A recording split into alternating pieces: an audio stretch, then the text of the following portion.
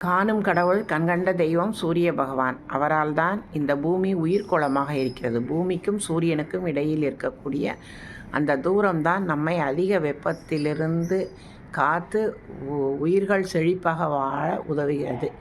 ஆதித்ய ஹிருதயம்ங்கிறது வடமொழியில் இருக்கும். அதை ஒரு 8 வரிகளில் தமிழில் நம்ம எல்லாருக்கும் தெரிஞ்சதாக கண்ணதாசன் கர்ணன் படத்தில் பாடியிருப்பார்.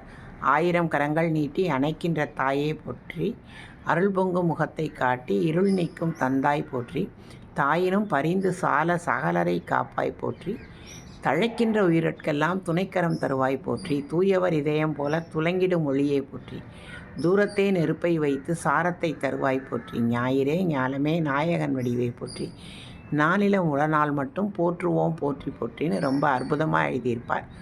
சூரிய வணக்கம் செய்கிறது நல்லது. அந்த அதிகாலை சூரியன், இளஞ்சூரியன், விட்டமின் டி அதில் தான் நிறைய கிடைக்கும்பாங்க.